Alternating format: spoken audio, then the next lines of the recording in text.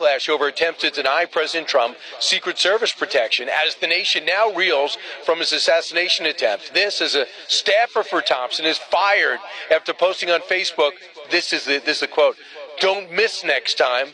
Just after the shooting. You believe this? New York Congressman Lee Zeldin was once attacked on a campaign trail by a guy in 2022. He joins us now.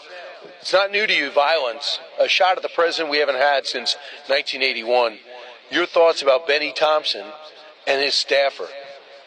He was wrong to pursue this push to get rid of the Secret Service protection in the first place, and sets a culture inside of his staff. And for anyone who follows him out there across America, when you see one of these staffers criticizing that the assassination attempt wasn't successful, that starts at the top. So Benny Thompson bears his own responsibility. He was wrong for this push in the first place. And what is first and foremost in this country is that we are able to settle our scores at the ballot box. I am tired of continuing to see Republicans attack Steve Scalise shot, Brett Kavanaugh. They went after Rand Paul. The instant you just referenced what happened with me in July 2022, but more importantly, what we just witnessed Saturday, this assassination attempt on President Trump. And every single time the push is, okay, Republicans and Democrats all need to talk about this universal truth that we settle our score at the ballot box. I agree with that. I'll say it. But the fact is this.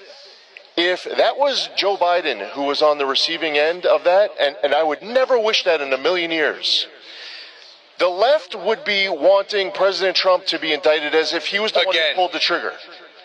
And they would be saying this is all President Trump's fault. Now, here we are because President Trump was the one that's attacked. There are actually some people who want to blame President Trump as if he had it coming. It's sick. Yes, we should. I want us to unite. Always. We should bring the temperature down. Absolutely. But I think that there needs to be a check, too, because this keeps happening to Republicans, and every time we say Republicans and Democrats should all unite.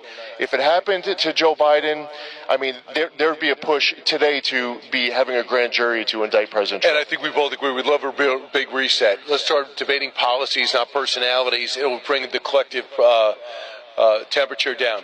So I want to bring up this because we haven't talked about Joe Biden and his political future, but it looks like there's been 24 lawmakers, according to Politico, who we can go ahead and see this headline.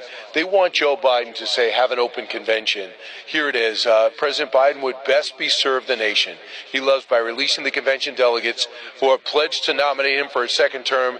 His decision to do so would mean an open convention in August. So I think that he settled the ship over the last few days, and now with this horrible event on Saturday, but it doesn't look like it. No, there are a lot of Democrats who understand that this is a very weak, flawed candidate who isn't just a weak candidate to be president, but will have down-ballot impacts that will very likely cost them the Senate. It could cost them the House. There are people who, if they had a strong top of the ticket, might be successful, but he's going to be tanking the Democratic ticket. He's going to be tanking the Democratic brand.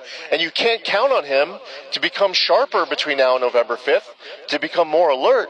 What's probably going to happen is that he's going to continue to have these blunders, like on Friday, which feels like a lifetime ago, when he was referring to President Zelensky as President Putin, when he was referring to Vice President Harris as Vice President Trump, when he was talking about taking orders from his commander-in-chief.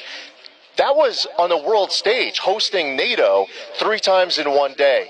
Yeah, that was Friday, but today's a new day, it's a new week, and there's probably a new blunder to come. And by the way, that's a dramatic event also, naming a running mate. The president could be doing that as soon as tonight, the former president and Donald Trump.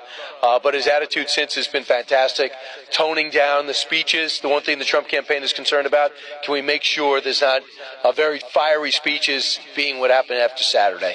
And hopefully we get to hear from Lee Zeldin at some point. Yeah, no, I'll be speaking. I'm looking forward to it. And I will say this, it is important to talk substance and contrast. Yeah. And there are people who have passion about it, and they have fight. So I hope that this convention has that opportunity too. Always great to see you. Great to see you, Brian. Congressman from New York, over in Milwaukee.